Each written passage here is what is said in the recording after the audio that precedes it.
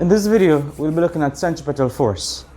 We'll be looking at a few situations in which a centripetal force acts.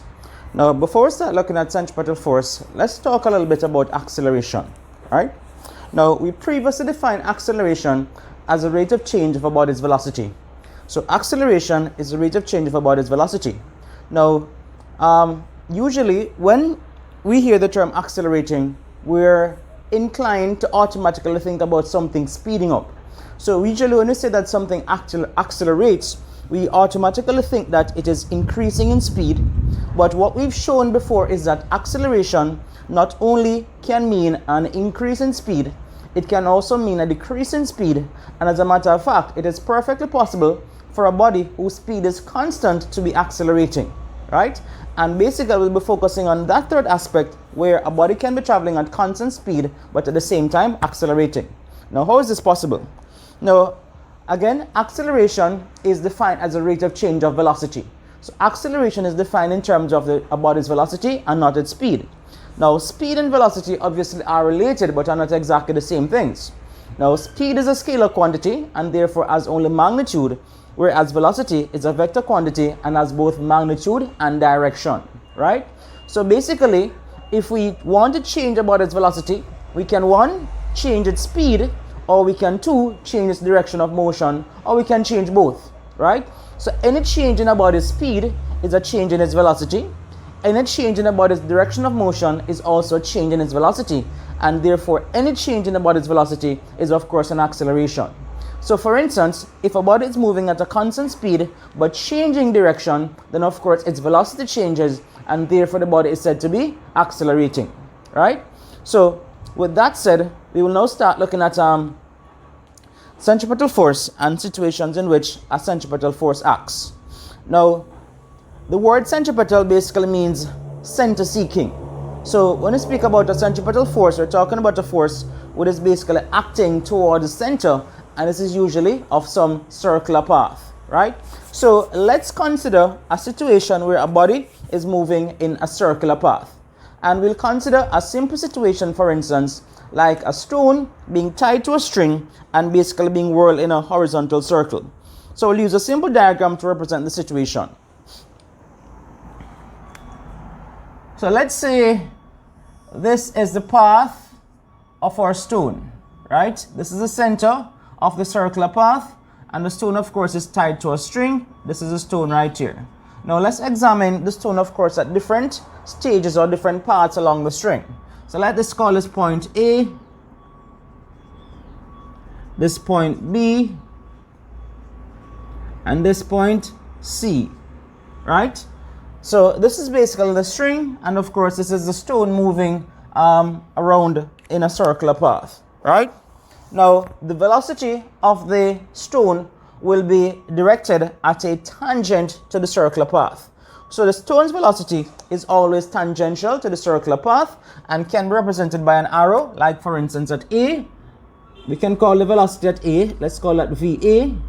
At B, velocity VB, and at C, the velocity VC, right? So the stone is basically moving along a circular path at a constant speed, right?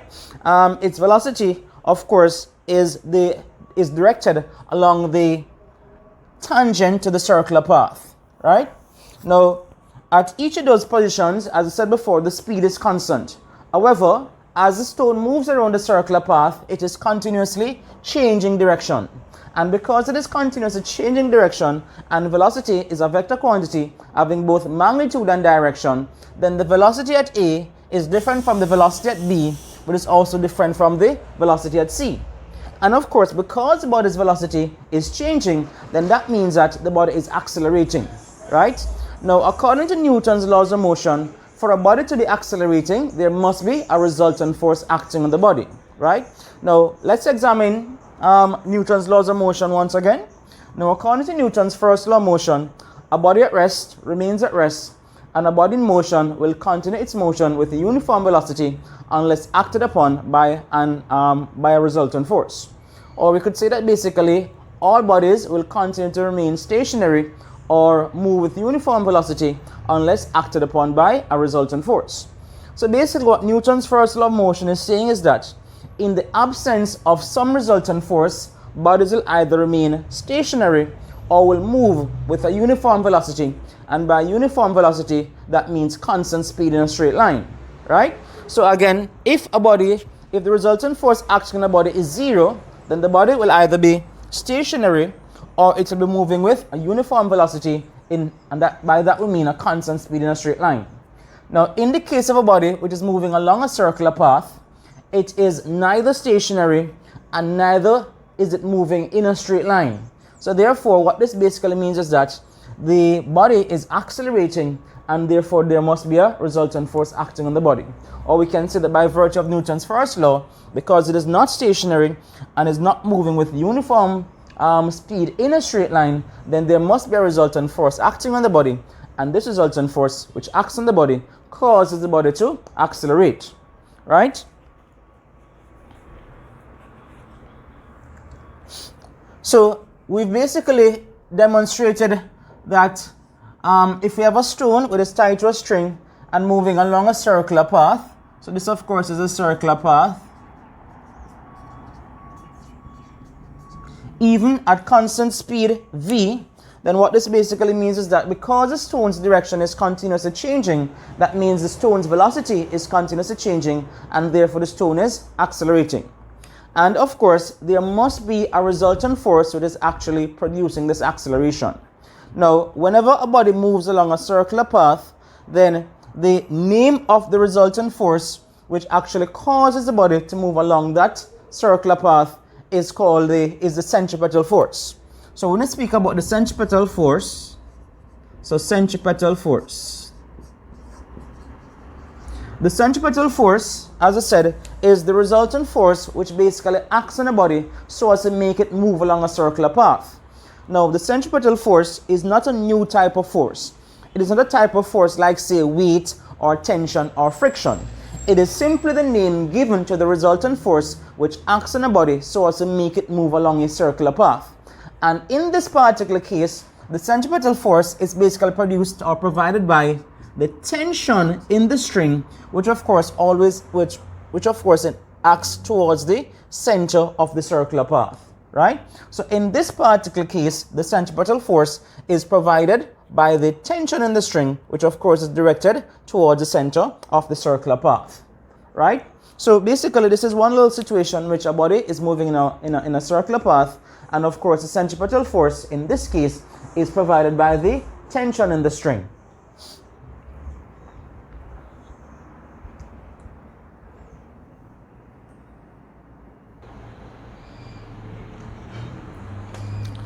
Right? So, as I said before, the centripetal force is not a new type of force, but is simply the name given to the resultant force which acts on the body so as to make it move along a circular path. So we can talk about a few properties of the centripetal force.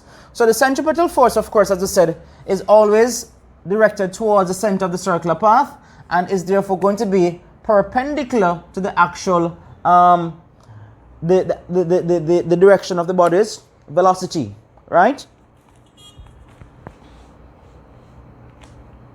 So the centripetal force is always perpendicular to the direction of the body's velocity, or we could say is perpendicular to the direction of the body's motion. Now, despite the fact that there is a resultant force acting on the body and its velocity is changing in terms of its direction, the magnitude of the velocity is not changing. And so therefore what we say is that because the magnitude of the velocity is not changing, then we say that there is no resultant force in that direction, that is in the direction of motion, or we say that the centripetal force has no component in the direction of the body's motion, right? Another thing as well, the centripetal force, of course, acts towards the center of the circular path and provides what is called a centripetal acceleration towards the center of the circle, right? So once again, the centripetal force is perpendicular to the direction of the body's motion and provides a centripetal acceleration, which of course acts towards the center of the circular path. Now, we will look at a few situations, of course, in which a centripetal force acts. We'll talk about what provides a centripetal force and we'll of course derive a few equations pertaining to these situations. Now let's examine the first one, of course, that we will look at is a body which is also moving in a circular path. So I'll just use the same diagram. So we're talking about the first situation is a stone tied to a string and basically being whirled in a horizontal circle, right? So this is basically a stone tied to a string and whirled in a horizontal circle, right? So we're going to look at a horizontal circle.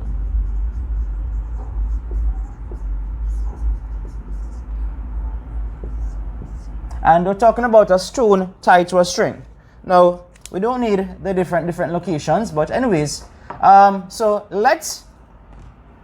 don't need all of these.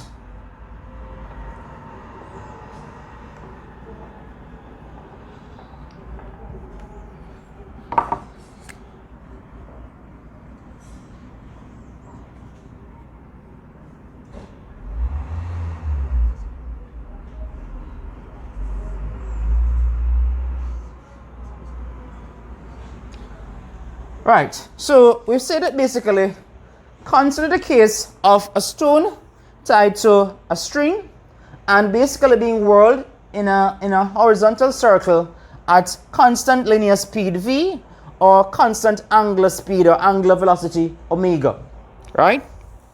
Now, it can be shown that the centripetal acceleration on such a body is given by the formula A is equal to v squared over r. So the centripetal acceleration A is related to the linear speed v and the radius of the circular path r by the formula A equals v squared over r. It can also be shown that the relationship between the linear speed v and the angular speed omega, or we can say the linear velocity v and the angular velocity omega, is that v is equal to r omega or omega r. And so therefore, because v is equal to r omega, we can actually get an expression for the acceleration in terms of the angular velocity as well. So if we substitute for v, we get that A is equal to r omega squared divided by r. And so this gives us r squared omega squared divided by r. And so we get that A is equal to omega squared r. So these two equations basically allow us to calculate the centripetal acceleration of a body moving in a circular path of radius r at linear speed v or angular speed omega, right? Now, as I said before, obviously we're looking at centripetal force, and as I said before, the centripetal force is not a new type of force. It is simply the name given to the resultant force which acts on the body so as to make it move along a circular path. Now, in this particular case, of course, we have the tension acting toward the center of the circular path. Now, bearing in mind that this is actually a horizontal circle. So this is a horizontal circle. So if we were to put the body, say here, even though it's a horizontal circle, we'd have the weight mg acting vertically downwards. But because it is a horizontal circle, then of course we'll be considering the horizontal forces. So in this case, we said before, the tension acts toward the center of the circle and is providing the centripetal force which is necessary to keep the body moving along the circular path. And therefore this means that the tension T, which is the resultant force, provides the tension T provides the resultant force. And of course from Newton's second law, we know that resultant force is equal to mass times acceleration. So T is equal to ma. But of course we're talking about the centripetal acceleration given by one of these equations, and so therefore we can say that T is equal to mv squared over r, or T is equal to m omega squared r. So basically these two equations give the tension which provides the centripetal force in terms of the mass of the body, its linear velocity v, the radius of the circular path r, or in terms of the angular velocity omega, right? So this is a case of a horizontal circle. Now, the question that might be asked is, can this circle be truly horizontal? Let's examine the situation a little bit more, right? I'll draw another diagram. So let's imagine that this is a horizontal circle, And of course, we have the stone, and this is the center of the circle O, and the tension is acting toward the center of the circle, right?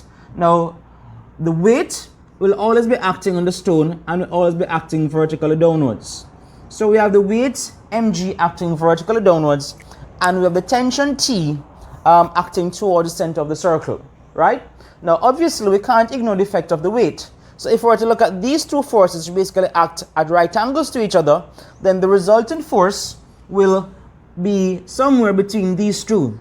So the resultant force, Fr, would basically be acting at some point between the two forces, and as a result, this will show us that the circle will never be truly horizontal, because it's going to be a resultant force but is not acting horizontally, right? But for simplicity, we usually ignore this effect, and we basically treat the situation as the circle being truly horizontal, and thus the tension is responsible for providing the centripetal force, and the relationship is that T is equal to mv squared over r, or T is equal to m omega squared r, right? So this was a case of a horizontal circle, for instance, a string attached to a stone and being whirled in a horizontal circle at constant speed v, or constant angular velocity omega, right? So that was a case of a horizontal circle. Now let's look at the case of a vertical circle. Same stone being whirled, but this time in a vertical circle.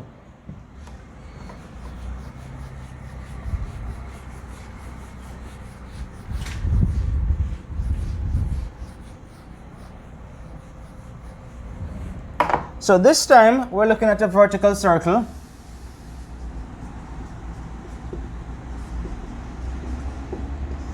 And a vertical circle, there are two main points of interest, and this is at the top of the circle and at the bottom of the circle, right? So we'll examine each separately. So let that be our circle. This is the center of the circle, right? So this will be the string, and this will be the body of mass m, or weight mg, which of course is being whirled with a linear velocity. Linear velocity, of course, is v, and the angular velocity is omega. So the radius of the circular path, of course, is r, right? So we are considering the forces acting on the stone, and initially we're looking at the bottom of the circle, right? So this first case is at the bottom of the circle. So what are the forces acting on this body? Naturally, we have its weight, mg, which always acts vertically downwards, right? There's also going to be the tension in the string, which is always acting towards the center of the circular path, right? So we have the weight acting vertically downwards, and of the tension acting vertically upwards towards the center of the circular path. Now, the resultant force given acting on the object is given by, so the resultant force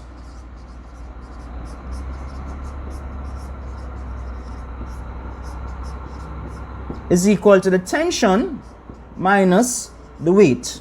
So the resultant force acting on the stone is given by T minus mg. Now, this resultant force basically is what produces or what provides the centripetal force.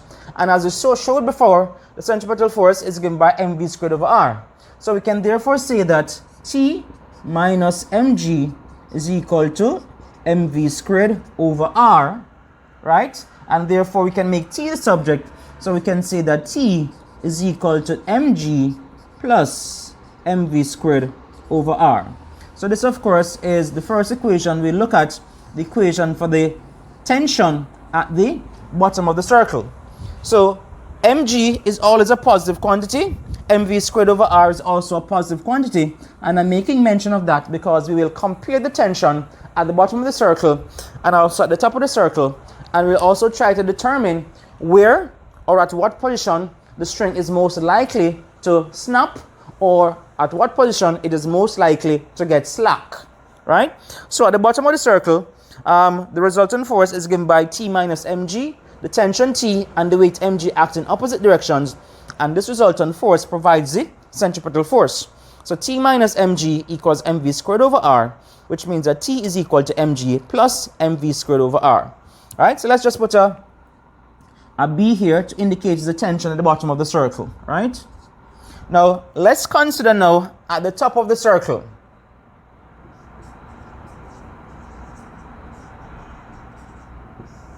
So, once again, we'll draw the circle. But this time, the object is at the top of the circle. Right? So, the radius is still r. It is still moving tangentially with a speed v. And the angular velocity, of course, is omega. So, this is the center of the circle O and the center of the circle of radius r. So what are the forces acting on this object, on their body? The same two forces, the weight, which always acts vertically downwards, but in this case, of course, the tension, it also still acts towards the center of the circle, but in this case, of course, the tension is also acting vertically downwards. So at the top of the circle, the weight is still acting vertically downwards, but in this case, of course, well, the tension is also still acting toward the center of the circle, both actually act in the same direction. And so the resultant force on the object, remember, this is the stone, this is the center of the circle. So the resultant force, Fr, is equal to T plus mg, right? So once again, the resultant force is, well, not once again, but the centripetal force, of course, is the resultant force which acts on the body so as to make it follow a circular path. And in this particular situation, the resultant force is given by T plus mg. And so therefore we can say that T plus mg provides the centripetal force, and therefore T plus mg is equal to mv squared over r. And from this we see that T is equal to mv squared over r minus mg. So we can insert a subscript T here for top. So therefore the tension at the top of the circle is given by T, subscript T, is equal to mv squared over r minus mg. So what this basically shows is that the tension at the top of the circle is the difference between mv squared over r and mg. Now, if we look at these two situations, if we compare these two equations, the tension at the bottom is equal to mv squared over r plus mg, and the tension at the top is equal to mv squared over r minus mg. Now, mv squared over r is always going to be positive, and mg is always going to be positive as well. And therefore, basically what this shows is that when you add these two values, the result, of course, will always be greater than when you subtract them. So it basically means is that for regardless of the velocity, the tension at the bottom will always be greater than the tension at the top. And it therefore means that if the string was to snap, it is most likely to do so at the bottom of the circle where the tension is greatest, right? So if the string was to snap, it is more likely, to do so at the bottom of the circle where the tension is greatest. However, if the string was to become slack, it is more likely to do so at the top of the circle where the tension is least, right? Now, let's examine this equation, right? Now, what happens if mv squared over r is equal to mg?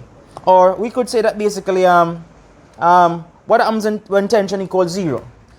If the tension at the top equals 0, then this means that mv squared over r minus mg is equal to 0. We can say that mv squared over r is equal to mg. The m's cancel, and so v squared over r is equal to g. So what this basically shows is that whenever the tension is 0, in other words, the string about to become, well, is just about slack, then it means the centripetal acceleration is equal to the acceleration due to gravity, right? And so therefore, to prevent the string from becoming slack, we need the tension at the top to be greater than 0, right? So to prevent, let me write this down. So to prevent the string becoming slack, the tension at the top must be greater than 0, and therefore means that the centripetal acceleration v squared over r must basically be greater than g, right? So when t equals 0 at the top, then v squared over r is equal to g. And so therefore, if we want the string to remain taut, that is not to become slack, then that means we need the tension to be greater than 0, and therefore the centripetal acceleration v squared over r must be greater than the acceleration due to gravity g, right? So we look at the situation involving a vertical circle with a stone attached to a string, right?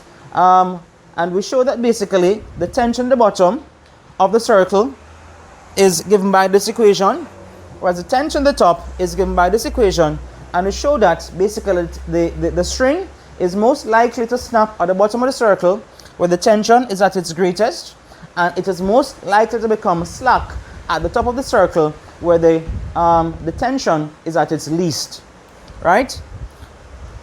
Now this situation is somewhat similar to a bucket of water being whirled in a vertical circle, but the difference between this situation and that is that instead of the tension in a string, we will be talking about the reaction between the bucket in the water and the bottom of the bucket, right? So we will examine that situation next.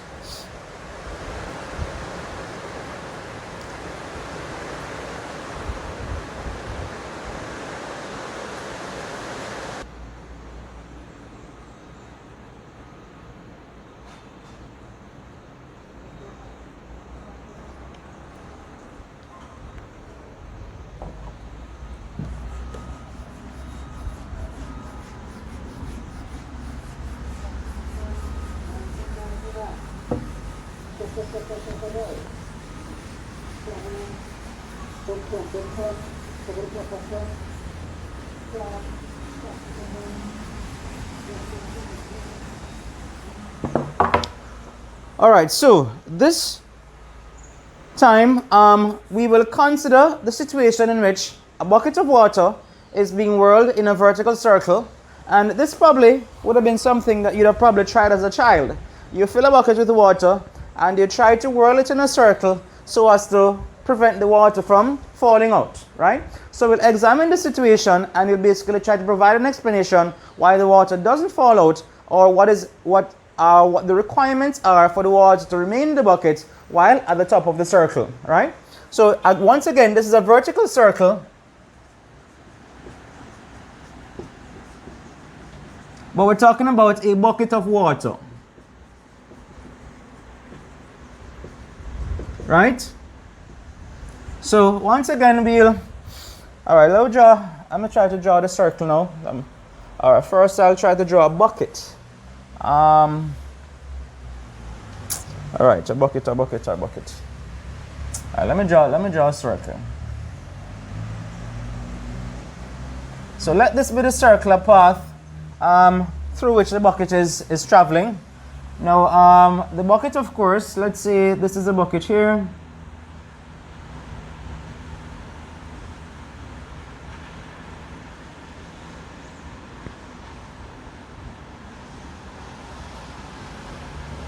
Right? And the handle of the bucket, of course, will be at the center of the circular path. All right, my bucket not looking so nice, but you have the general idea. So this is the center of the circle, and this handle of the bucket, of course, will form the circular path, right? So as you swing your arm, the handle of the bucket basically forms the center of the circle, right? So this is a bucket, of course, with which has some water in it. So once again, we will consider the forces. So this is at the bottom of the circle, right? So this is at the bottom of the circle. So the bucket is being whirled around with constant speed v, or constant linear speed v, or constant linear angular velocity or angular speed omega, right? So what are the forces acting on this bucket? Naturally, we have the weight of the water, mg, acting vertically downwards, right? Now, by Newton's third law, for every action, there's an equal but opposite reaction, which of course can also be said to that if a body A exerts a force on body B, then body B exerts a force of equal magnitude on body A, which acts in the opposite direction. So basically what this means is that the water's weight is acting vertically downwards on the bucket, and by Newton's third law, the bucket exerts a force of equal magnitude on the water, which acts in the opposite direction, and this is the reaction force R.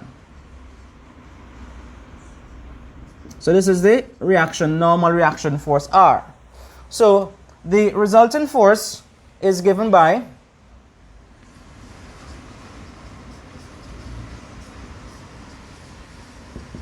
R minus mg. And this is the resultant force, which basically provides the centripetal force, which of course is necessary to make the bucket move in a circular path.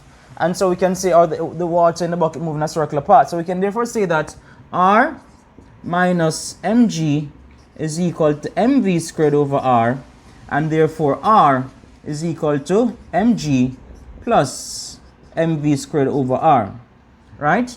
So once again, this is similar to the equation for the vertical circle with a stone attached to the string. The only difference is that the tension has now been replaced by the reaction R. And once again, you know that these values are always going to be positive, so R will be positive, right? So that's at the bottom of the circle. Now let's look what is happening at the top of the circle. At the top of the circle, the bucket obviously will be upside down.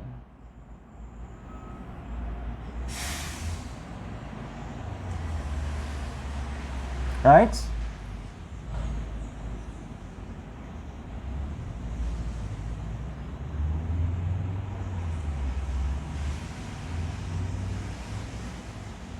Oh, I need this to be my center of my circle. Anyways, this is my center of my circle. Oh, right there.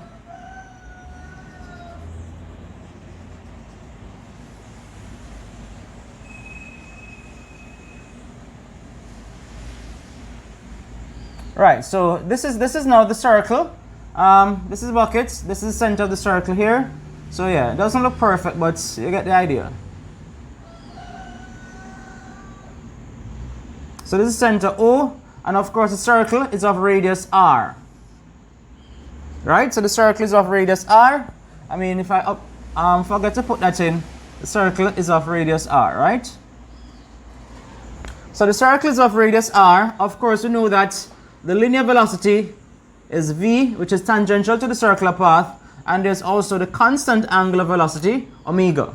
Now, we can also express the centripetal force in terms of m omega squared r, but of course, I mean, it's just, I mean, either one will work, but whichever one. But it's just that I've become accustomed to using mv squared over r, but of course, it all depends on the information that you have, right? So this could easily have been m omega squared r, right? So let's examine now the forces acting. Now, at the top of the circle, the weight of the water is still acting vertically downwards, right? So the weight of the water, mg, is still acting vertically downwards, right? Now, because the water is still in contact with the bottom of the bucket, it basically means that there will be a reaction force of the bucket on the water. So there will be a reaction force R, which in this case is also acting vertically downwards. And so therefore, the resultant force on the water, the resultant force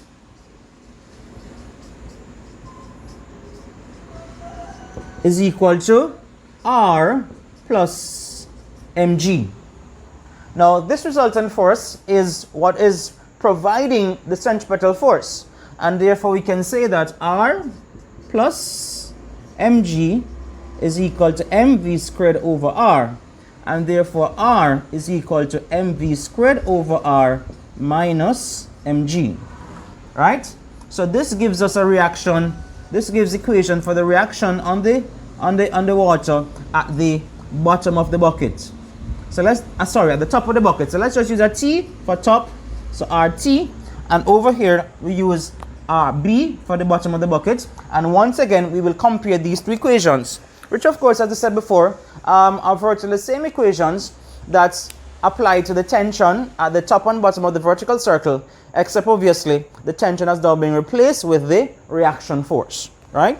So just write down these two equations. We have RT at the top, that would be equal to mv squared over r minus mg, and we have rb as equal to mv squared over r plus mg. So mv squared over r, once again, is always going to be positive, and mg is always going to be positive as well. So therefore, when you add them, the result will always be greater than when you subtract them. So what this is showing is that the reaction of the bucket on the water, when it's at the bottom of the circle, will always be greater than the reaction of the bucket on the water when it's at the top of the circle, right? And as a result, of course, obviously, the water is more likely to fall from the bucket at the top of the circle.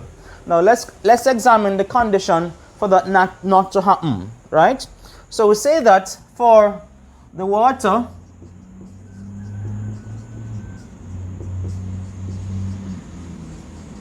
to remain in the buckets at the top, then the reaction RT must be greater than or equal to 0, right? And so therefore it means that mv squared over r minus mg is greater than or equal to 0, and therefore mv squared over r is greater than or equal to mg. The m's cancel, and so we get that v squared over r is greater than or equal to g. So this is a condition necessary for the water to remain in the bucket. The centripetal acceleration must be greater than or equal to the acceleration due to gravity. If it actually becomes less, and that is dependent on the speed at which it is rotated, then it means the water will fall from the bucket. So basically, if you have a bucket of water and you rotate it fast enough, then the water will always remain in the bucket. However, if as you reach the top of the circle, you try to slow down to the point where v squared over r becomes less than g, then the water will fall from the bucket and you simply get wet, right? So this is another situation in which a body is moving in a circular path, and we showed what provides centripetal force. And of course, in this particular case, we spoke about the conditions necessary for the water to remain in the bucket.